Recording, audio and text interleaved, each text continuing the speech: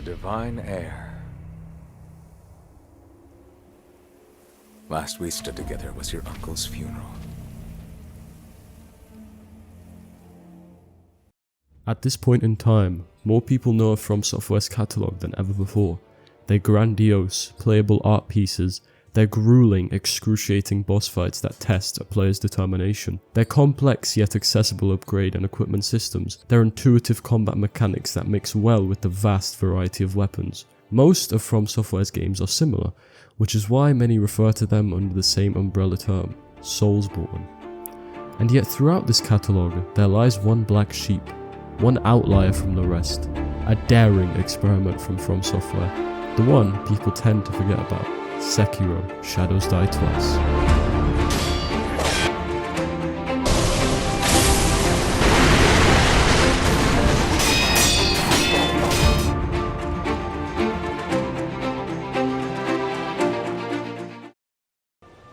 It is no doubt in anyone's mind that Sekiro is an absolute outlier in the vast catalogue of Soulsborne games, completely reinventing the absolute foundational concepts of what From Software created 15 years ago with Demon Souls. The rolling, the array of upgradable equipment and weapons, character creation and customization, as well as so much more, all gone, in favour of a completely different experience. More than 5 years later, does Sekiro still hold up? Does its deviation from the standard Soulsborne formula make it a successful breath of fresh air? Or is it a failed experiment that makes people wish it had just stuck to the status quo? Let's find out. What I found especially interesting is that even in its storytelling, Sekiro manages to deviate itself from the Soulsborne games that came before it, and even the ones that came after it. Soulsborne games are known to have cryptic, almost inferred storytelling that pushes the player to make their own conclusions and interpretations of the lore. Very little is directly told to you throughout these games, and what is told to you is very vague and leaves a lot to be desired. In these games, the set pieces and art direction takes the main stage, with the story being directly tied to the game's environment and how the player perceives it. Sekiro takes a much different approach. The game has a vast array of cutscenes, dialogue options with NPCs, as well as gorgeous set pieces that tell a story just by being there in front of your eyes. Sekiro does not want to make the player draw conclusions, it wants to make the conclusions itself. Now of course, Sekiro isn't without its fair share of cryptic storytelling. Listening in on NPCs talk can sometimes be confusing as they refer to characters or bits of information the player has not yet discovered. It seems Ishin's illness is indeed grave. The land of Ashina will not last much longer, even with Genichiro on our side. What about our other mission? Black Hat is fighting like a demon by the Serpent Valley side of the castle. Then that's where we're going next. But keep your wits about. However, the main difference is that Sekiro confirms the player's earlier confusion with set cutscenes that inform the player of events they may have previously been confused about. Sekiro is set in feudal Japan, an era notorious for the many civil wars that ravaged the land, each shogun wanting to put their samurai to good use and show off their incredible power to the other warlords. Sekiro takes this idea and expands upon it, embedding it into its core art direction and graphic style. There is a clear distinction between that of a bloody, gloomy battlefield and a calm, gorgeous looking cliffside temple. Even without directly informing the player of the horrors that are taking place, the player can see it. They can see what war has done to a once prospering land. Now many dismiss this art direction, claiming it's boring and bland, however I disagree. The stark contrast of the gloomy battlefields to the wonders of the divine realm towards the end of the game represent the core story theme that this game is trying to put forward. The human desire for power is strong. It wages wars and can destroy everything in pursuit of strength. Since this is the story section of the video, let me provide a quick rundown of the lore. During the late Sengoku period, war ravages the lands. In a land known as Ashina, Master Swordsman Ishin Ashina stages a coup to gain control of the land. In combat, Ishin defeated General Tamura, and it seemed this war may be over. In the aftermath of the battle, a shinobi named Owl discovers a small child on the battlefield. When Owl goes to kill it, the child grabs the blade. This impresses Owl and he takes the child as his own, naming it Wolf. After over 20 years of shinobi training, Wolf is assigned by Owl to a new master, Kura, a descendant of a mystical heritage that allows him to be immortal. Owl reminds Wolf of the Iron Code, where Owl's word is absolute. 3 years later, Ashina has many impending threats and is on the brink of collapse. They threaten to steal Kuro to use his immortal heritage to win the war. This is where the game begins. You play as Wolf trying to rescue and protect Kuro from being exploited by the Ashina's clan desire for power. I think the story here is really important to discuss as it highlights the main themes that the game is trying to portray: power, war, and human desire. It is these three concepts that Sekiro attempts to show throughout its narrative, and I think it does a really good job in portraying them. Now let us analyze the opening cutscene of the game and delve into some of its themes. In the opening cutscene, Wolf is hurt, on the brink of death, imprisoned by the Ashina clan and left to die. Suddenly, a mysterious lady drops a note into his chamber letting him know that Kuro is being held in the Moonview Tower. After this, Wolf escapes the chamber, attempting to rescue Kuro, his master. What I noticed during this opening scene was that it almost mimics the state of the Ashina clan. Like Wolf, the Ashina clan are on the brink of defeat. They feel almost trapped by all the threats surrounding them, feeling that there is not a way out. However, in the midst of the despair, a light emits, a hope that guides the weak. In both cases, this hope is Kuro. While the Ashina clan seeks to exploit Kuro, Wolf seeks to find and save him. This parallel is very interesting as it helps to show that despite us playing as Wolf and him being the protagonist, there is not a clear sense of good versus evil, with both sides simply doing what they need to survive. Of course, the Ashina clan is presented as the villains in this story, but realistically considering their position, their only option is to gather any power they can to not be slaughtered. In conclusion, Sekiro's story is a very important element to consider when analysing the whole game, as it weaves excellently with the combat, the setting, the art direction, and the game as a whole. Sekiro's deviation from the typical Soulsborne formula is present even in its storytelling, and presents a more narrative-based experience to the player. Now of course, this leaves less room for fan theories and speculations, as well as the overall mystery of the game's world. However, whether you like this is subjective, and each player may respond differently to a change like this. From Software stories are often ignored for their complexity and their cryptic nature in favour of the masterful gameplay these games provide. However, in Sekiro it seems like FromSoft wanted the player to care. They needed the player to care. The setting of Sekiro is an aspect of the game that is very closely related to the story and the themes the game is trying to portray. It literally affects every other part of the game, including the combat, the movement, the bosses, the art style, and more. Immediately from the beginning of Sekiro, you notice a difference from the typical settings of these Soulsborne games. Now if we compare Sekiro's start environment to that of something like Elden Ring, we can see clear differences between how the two games go about portraying their settings. As soon as you open the door to Limgrave, you are met with a grandiose fantasy land of opportunity, the Erd Tree taking the main stage. Elden Ring is a game about wonder, exploration, and gorgeous art-like scenery, whereas in Sekiro you begin on the outskirts of a warring castle at night. It is quite clear that Sekiro is intentionally taking a more grounded approach, as it tackles darker and more pressing themes. Now don't get me wrong, there are definitely some amazing showings of wonder throughout Sekiro. The godlike Divine Realm, as well as the gorgeous lighting and cliffside nature of Senpu Temple. But both of these locations visually communicate different themes throughout their setting, which is something Sekiro is very good at. Senpu Temple shows to the player the lengths at which humanity will go to obtain immortality. The temple once served as a beautiful, holy site where monks would seek enlightenment. However, corrupted by the quest to obtain immortality, they instead changed to performing forbidden prayers and rituals. Senpu's temple crumbling architecture shows how a once pure quest for enlightenment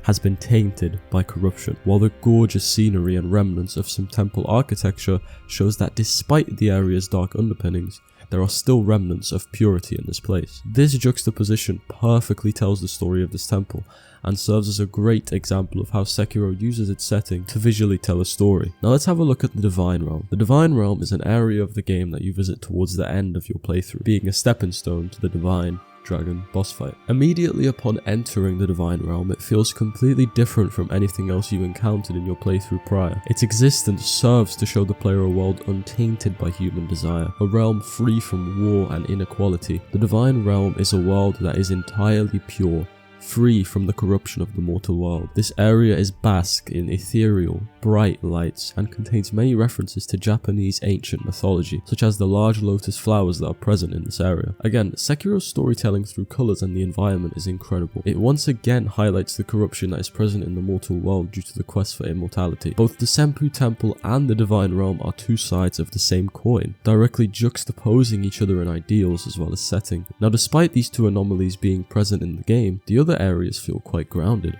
Whether that be the bloody battlefields of the warring Ashina land or terrifying underground passages beneath it. Each area tells a story, with its own set pieces and locations, and it's clear why Miyazaki did this. All past From Software games have been set in fantasy settings, with no direct correlation to anything in the real world. However, with Sekiro, it was a genuine time period in Japanese history, and while clans weren't fighting over the immortal blood of a divine heir, the horrors of war were still present. And it's clear that From Software wanted to show these themes throughout Sekiro's environment, aiming to show the player rather than directly tell them. As the game progresses, areas switch to their night versions. A great example of this would be at the very end of the game where Ashina Castle is being invaded by the interior Japanese military. The player feels a sense of urgency to every action they do. Most enemies do not even attack the player while they're here. They simply just carry on with the invasion and fight other NPCs as the player watches, adding to a sense of helplessness present all throughout this area. Ashina Castle served as kind of the central hub once the player beat Genichiro,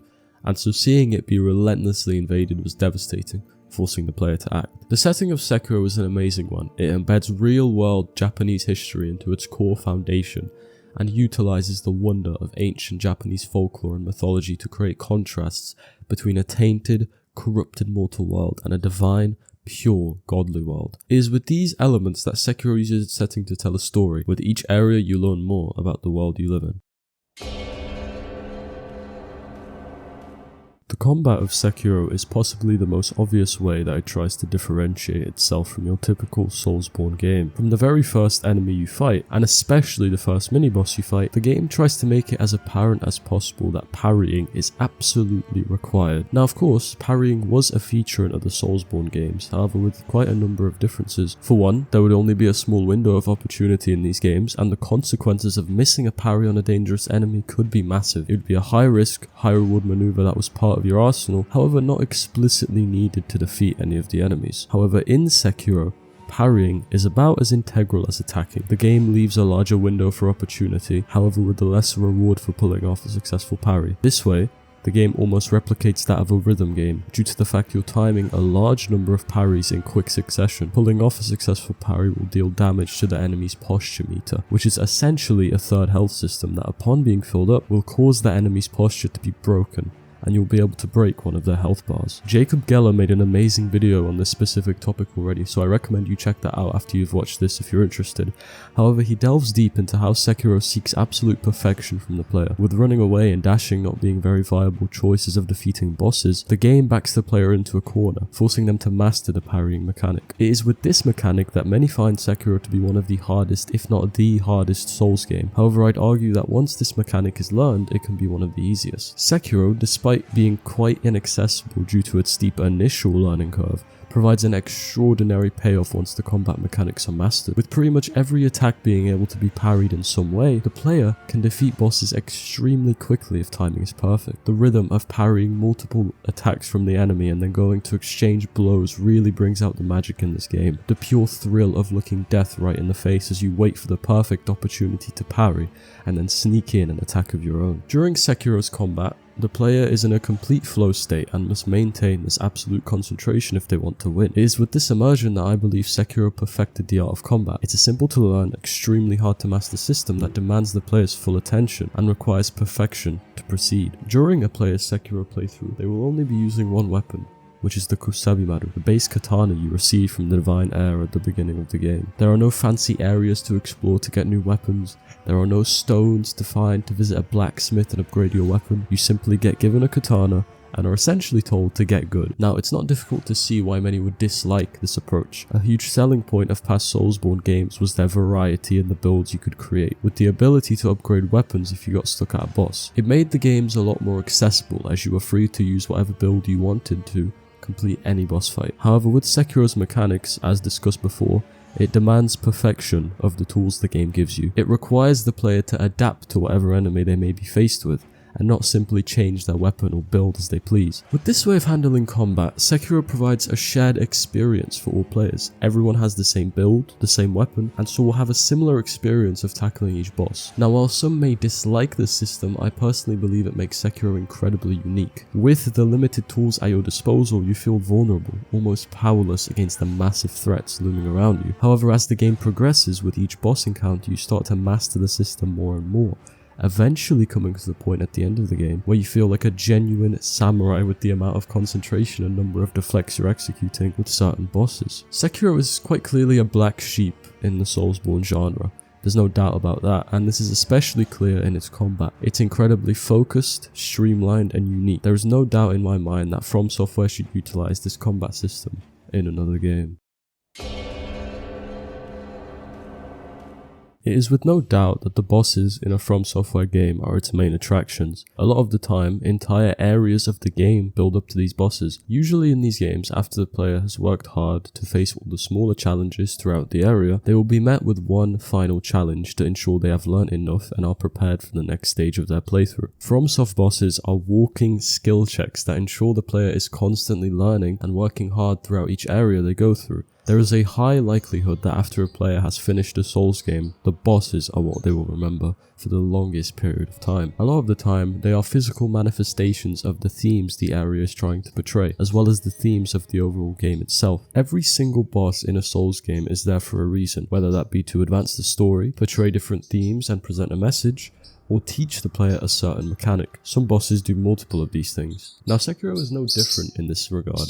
Each of its bosses provide a unique, fair experience with an intent for being there. Now, there is an exception to this rule which we will go over later in this section, but for the most part, Sekiro creates these bosses with a direct intent for their purpose. Upon deeper analysis, you can see the effort the team put into meticulously crafting where these bosses are in the playthrough, as well as their appearance, their movements, and Wolf's interactions with them. All of these things are unique and are really essential to Sekiro's boss experience. Sekiro creates a very unique perspective on boss fights solely due to the fact that there are no armor or weapon choices for the player to use. Every single player will have to fight with the same weapon, the same armor, and at the same point in their playthrough, for the most part. There's only a few exceptions to this rule. However, point being, this again creates a shared experience for the entire player base, as mentioned in my section about combat. However, due to the lack of choice, one may argue that these bosses are inaccessible and too hard. I've seen this thrown around a lot and seen it make many people turn away from the game due to its apparent lack of accessibility. Now, while I would agree that this is a very difficult game, it's not unfair. The game becomes significantly easier once the player has understood and practiced the unique combat mechanics. The bosses in Sekiro get a bad rap because people simply don't understand that this isn't Dark Souls or Bloodborne. The player can't simply get away with panic rolling each time they land an attack. Sekiro rewards players for their aggression and the pressure they can exert onto the foes they encounter. This is no different with the bosses. A lot of the bosses in Sekiro can be made a lot easier with sufficient knowledge of the combat mechanics, which is why this game in particular might seem like the easiest game to beat upon a second playthrough,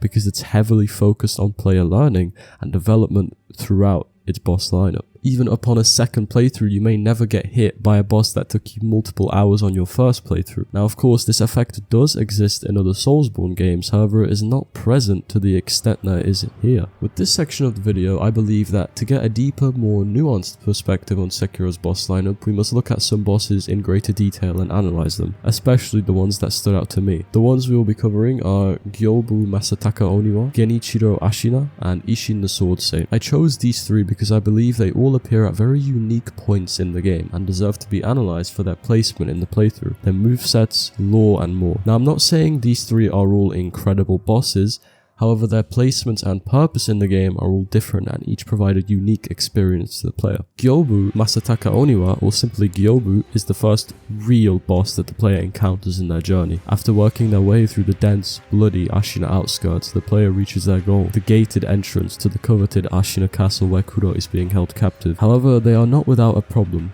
A massive warrior on a horse comes charging through the wall next to the gate, proclaiming his name to be Gyobu Masataka Oniwa.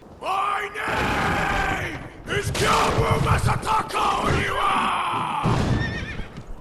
As I breathe, you will not pass the gate! Now, whatever they paid this guy to do the voice acting is definitely not enough. Gyobu's placement in Sekiro is interesting as he is the first real boss, meaning he teaches the player about multiple health bars, encourages them to master the deflect and parrying mechanics, as well as introducing them to battle memories and how these can be utilized to improve Wolf's strength in battle. His attacks can seem relentless and never ending upon a first playthrough, which forces the player to remember that deflecting and parrying exist as mechanics, and use them to drain Gyobu's posture meter. It is the player's first real exposure to how the game rewards aggression and serves great to teach the player about how most boss fights in this game will be like. Genichiro, on the other hand, is a real skill check. He shows up after the player has ventured deep into Ashina Castle, atop the roof where he is seen speaking with Kuro, the divine heir you are trying to rescue. Now this is the same man who severed one of Wolf's arms at the beginning of the game. I think the progression of Genichiro being a boss at the start of the game, the middle of the game, and the end of the game is especially important, and we will discuss that when examining the next boss. The first thing you notice when being faced with Genichiro is his menacing appearance. The bow that rests on his back towers over his own body. His large katana is deadly and dangerous. At this point in the game, Genichiro is a boss who tests everything the player has learned up to this point. There are certain attacks in the game which cannot be parried or deflected. Whenever an enemy does one of these moves, a red kanji will appear above Wolf's head. In this time, the player should recognize what move the boss is going to do and perform a counter. Now, this can be either jumping for a sweeping attack or Mikiri countering a thrust attack. Genichiro's unparryable attacks are both jumping and thrusting attacks, meaning that the player will need to master both forms of countering to not die to one of these attacks. Genichiro's attacks can feel never ending. His speedy slurry of attacks can feel unbeatable at times. His unparryable attacks are diverse and quite difficult to read. Now, despite all of this, his difficulty makes sense. He is essentially the final boss of this section of the game, and all of his attacks require skills which the player would have learned. He is a boss who ensures you have been paying attention, and if you haven't, you will learn to. Oh, and not to mention, his second phase is very different from his first. I mean, he literally uses his bow to channel fucking lightning. It is very clear that the devs had a clear purpose when designing Genichiro. He is supposed to be the player's first real skill wall, and there's no overpowered equipment or weapons to get past him. Your katana is the only option, and your skill is what differs you from the rest. Towards the end of Sekiro, you feel almost unstoppable. By this point, you would have almost mastered the combat mechanics, got most of the upgrades to your prosthetic arm, as well as fully unlocked a branch or two of the skill tree. It kind of feels like you have a counter to everything the game has to offer. However, the game has one final challenge: Isshin the Sword Saint. Now, this is essentially a 4-phase boss, with the first phase being Genichiro's second phase from the fight we discussed earlier. By this point, the game expects you to no-hit this phase with all the things you've learned up to this point. He has the same attacks as from the other fight, and I think this part of the boss just shows the player how far they have come, how far the game's need to improve has pushed them. After Genichiro is defeated, he uses the Black Mortal Blade to resurrect his grandfather, Isshin Ashina, into his prime form to kill Wolf. This fight has 3 distinct phases, with 2 different weapons. Isshin uses thrust attacks, sweep attacks, AoE attacks that you need to run away from, lightning attacks that need to be perfectly parried to deal counter damage. It is essentially throwing everything at the player. This fight is absolutely masterful. It is fought on the same battlegrounds that the first boss fight of the game against Genichiro was fought on, representing the cycle of war and violence present in humanity if the divine blood of the heir continues to live on. Wolf must slay his opposition to put an end to this vicious cycle. It's no wonder that many consider Isshin to be one of the hardest Soulsborne bosses ever. Sekiro's bosses are masterfully created. They are drawn from ancient Japanese mythology. They represent the areas they show up in and have deep significance to the lore. Not only this, they are incredibly challenging foes whom the player must overcome, with only some exceptions being the second Guardian Ape boss fight and the Mist Noble. These are all extremely strong, fitting bosses that utilize Sekiro's combat system perfectly. Movement tends to be an area that is rarely examined in Soulsborne games, as it is usually never a highlight. There are no advanced, innovative movement mechanics, no clever ways to tackle the game's areas. Hell, you can't even jump when not running. Now, that isn't to say that this is a bad thing, as this is simply the style From Software has built over the years of crafting these games. These stripped back features allow for more linear and visual based level design that forces the player to appreciate the breathtaking set pieces and fight fairly against the game's grueling bosses. However, as you have probably learned over the course of this video, Sekiro decided to completely renovate this area of the genre and allowed the player to jump, to grapple, to climb and pull themselves up over ledges, to crouch and sneak, as well as so much more. These new additions allowed for more player freedom and creativity when approaching each area of the game. For example, after defeating the first Snake Eyes at the Sunken Valley, you are met with a drawbridge. Overlooking this drawbridge is a gun fort filled with armed guards.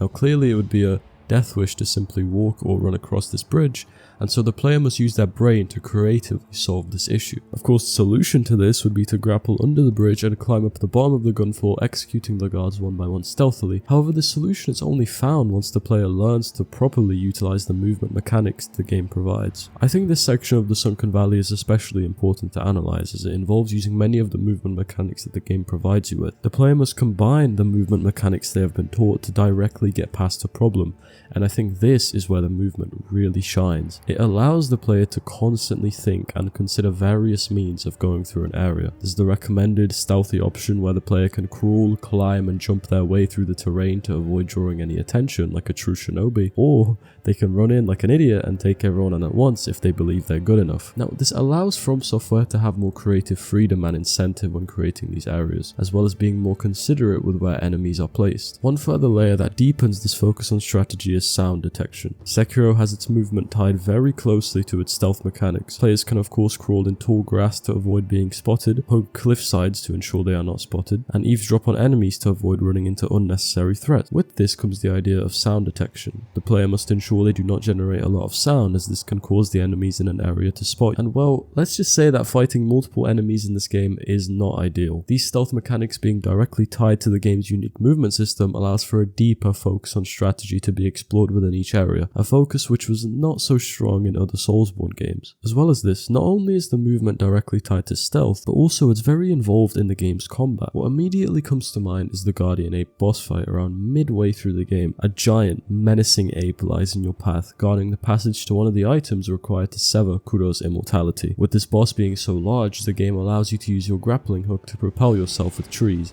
and even lets you grapple onto the ape himself during some of his attacks. Now, this freedom of propelling yourself off of a tree with the grappling hook to then parry one of the ape's attacks and counter it with an attack of your own is truly an incredible feeling, and despite this boss not being one of my favorites, FromSoft's attention to integrating movement within the fight is truly commendable. And this isn't even the only instance of movement being a key part in a boss fight. During your first real boss, Gyobu, there is a grappling opportunity and the game rewards you for taking this, once again rewarding and incentivizing the usage of the game's creative movement within all aspects of its experience. Now, like everything else in Sekiro, the movement is a lot different from its Soulsborne predecessors, and it has a decent learning curve. While it may be challenging to get used to it at first, the game rewards players as they become more experienced and can adapt to any environment given to them. The areas in Sekiro are built perfectly to match the movement choices the player has, with things such as holes in the ceiling to allow the player to grapple up there and sneakily get through a building, or tall grass to sneak through an area without alerting the enemies. This emphasizes player choice and creativity when tackling different areas,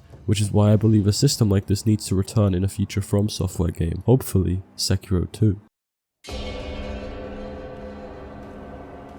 Sound design is a really important aspect of any game in my opinion. The soundtracks, the voice acting, the audio cues, sound effects, all of these things can add an extra layer of unique immersion to the experience that I believe another aspect simply cannot add. Sekiro has many aspects of its sound design that we can explore and examine. Everything from the audio cues generated from the enemies during combat, the clashing of swords, the ambient noise generated from its gorgeous landscapes, the immersive voice acting that presents the characters and their emotions, as well as so much more. With Sekiro's sound design, it is clear that immersion was quite a huge target. The variety of different ambient sounds throughout the game's many landscapes show that From Software wanted to immerse you in each environment. As you explore Senpu Temple, you hear the sound of wolf's footsteps against the leaves perfectly mixing with the minimal instrumentation in the background. The place has an almost eerie, mysterious silence to it. One of the only sounds being present is the light whistling of wind in the background. This silence helps to illustrate the serenity that once existed in a place like Senpu Temple, a kind and gentle gentle place where monks would go to reach enlightenment and purify themselves. However, the loud clashing of swords and enemy sound effects in the area contrast this serenity. Their battle music and loud yells demonstrate the corruption that has overtaken this area in the monk's search for immortality. Each area includes its own unique ambient sounds that mesh really well with the game's soundtrack. Now, a lot of the time, this sound design can be used to tell a story, whether that be the contrast between purity and corruption or presenting the horror and eeriness of something like the Ashina Depths. Sound design can go a long way, and I believe it is perfect in displaying the themes here. The variety of ambient noises in Sekiro go a long way in creating a deep,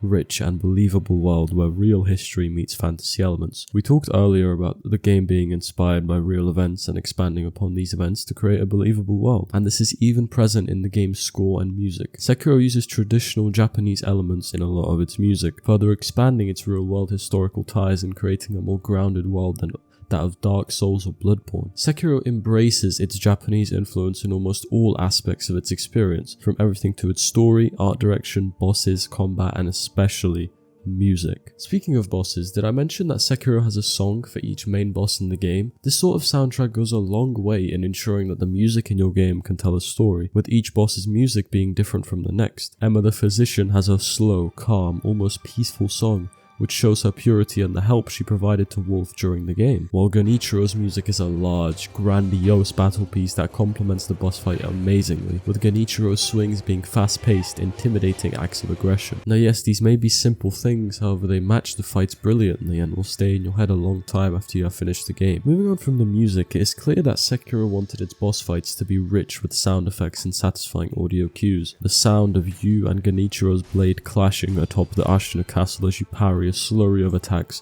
while incredible battle music plays is a completely unique feeling. Perfectly parrying an attack is satisfying, and it is clear that the game wants to reward you for doing this. Again, this is one of the reasons why many people say Sekiro is more of a rhythm game than an actual Souls game. It's because there are clear audio responses to actions that the player is doing, and perfectly parrying a slurry of attacks and hearing the blades clash each time can literally feel like you're playing Friday Night Funkin'. But seriously, Sekiro changes the soundtrack each time you encounter an enemy, creating a distinct barrier between that of exploration and wonder to that of visceral combat, and there is even an audio cue for this that instructs the player to get focused and anticipate a battle. Now even within battle, Sekiro uses auditory cues to assist the player. One glaring example of this being that when an enemy is executing an unparryable attack, such as a thrust, a loud noise will play along with the red kanji above Wolf's head. The mixing of both visual and auditory cues allows the player to anticipate what attack the enemy is going to perform and must train their senses to recognize and understand these sounds. Not only this, enemies make certain sounds before performing certain attacks, once again providing another means that further raises the skill ceiling of combat mastery. Sekiro's voice acting also provides another amazing way of displaying emotion and immerses the player into the story. The player can either choose between the authentic Japanese voice acting or an English dub. The character's voices perpetuate emotion, whether that be sadness, regret, anger, or drive. The voice actors did an incredible job in capturing the story behind each of the characters within the playthrough, and each voice lends itself perfectly to the character it's tied to. Not only this, the audio cues tied to the game's stealth mechanics are varied and immersive. The game's new stealth system is based upon sound, and so the player has to focus their senses and ensure they themselves don't create any unnecessary noise, while also listening out for any enemy footsteps or eavesdropping on enemy conversations to learn about lore and any upcoming threats. This creates tension within each area and develops a sense of uneasiness to everything. It almost feels as if you're being constantly watched. One thing I think a lot of people never consider or examine about Sekiro is its sound design, which I believe is a mistake, as Sekiro's sound design weaves perfectly with other aspects of the game, such as its setting, combat, and stealth. Sound design ties these elements together and is almost the backbone of an entire game in a sense, and Sekiro utilizes this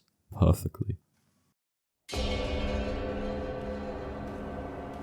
Replayability or replay value is a video game's potential to be played again after its initial completion, and the value that this would bring to the player if done. Now, many factors can contribute to good replay value in a game, things such as great gameplay mechanics that you just can't get enough of, branching story narratives, as well as having multiple ways to complete certain tasks, secrets, collectibles, hidden characters, as well as much more. Ultimately, it is the ability to make the player feel as if they're playing a whole new game each time they replay it. Now, some genres of games are infinitely replayable, like survival games or city builders, while others are not so much. such as linear-based story games. So where does Sekiro sit in all of this? Well, replayability and variety is quite possibly the largest criticism that Sekiro receives, with many players arguing that there is a lack of choice in anything the player does due to its linear nature of storytelling, and a lack of choice in armor or choice of weaponry. Actually no, there is armor that you receive upon completing each of the game's 4 endings. Speaking of which, here they all are. Now Shura is the worst ending, where Wolf chooses the path of the demon, obeys the Iron Code and betrays Kura. From there, the endings get progressively better, eventually culminating at the Return ending, which is a complex ending that requires the player to complete a long list of steps to actually achieve it. However, it is the best ending and involves bringing the dragon back to its homeland in the west and removing the corrupted, rejuvenating waters that flow down from Fountainhead, thereby removing the waters over it and making Japan a more peaceful and warless place. Now while yes, these endings do provide 4 different ways of finishing the game each time a new game is started, this has been a feature in pretty much every single Soulsborne game and should be expected. I think the criticism for Sekiro's replayability is understood and warranted. Sekiro took expected elements from its predecessors such as the multiple endings, but stripped other features such as different weapons. In theory, the only incentive to start a new game is to play the other endings and see all the skills and, well, not much else. However, something different happened. People enjoyed Sekiro's combat and bosses so much that they couldn't get enough of them. There are still hundreds of posts online about people saying that they're on New Game Bajillion using their fucking goldfish to beat Ishin. And this is where I kind of realized that content is not necessarily needed to create replayability within a game. If the core gameplay and core material within the playthrough is fun, then the game will be instantly replayable to those who just want to keep experiencing it. Sekiro doesn't need flashy weapons and varied armor sets that will provide unique bonuses upon a new playthrough. It doesn't need a ton of spells, builds, and secret items to incentivize new playthroughs, because it has faith. It has faith that its satisfying core gameplay mechanics will be more than enough to draw the player back in. This is where I think Sekiro differentiates itself from a lot of other games. From Software took a gamble when considering replay value for Sekiro, and their gamble paid off.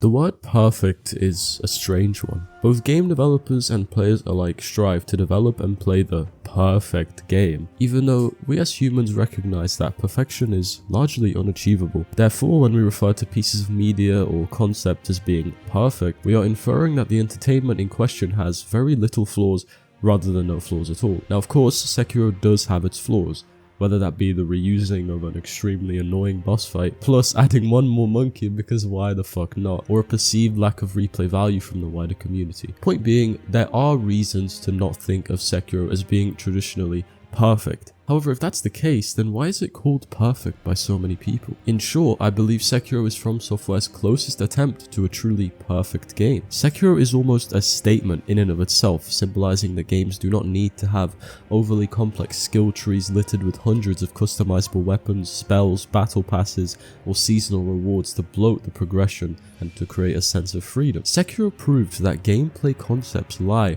at the absolute forefront of a video game and have to be as great as a foundation to build upon other aspects. This is why I believe Sekiro is such an important game. It is not just a drop in the ocean of Soulsborne games. It is physical proof that well-executed gameplay and breathtaking creativity and art direction can overshadow any other element of a game. Sekiro is a message that should resonate with developers all around the world and truly bend the competitive landscape of gaming. From Software's Black Sheep is truly an interesting, passionate work of art that delves into deep Japanese history and mythology, while simplifying combat down to pure player skill. Sekiro might just be the closest we get to a perfect game.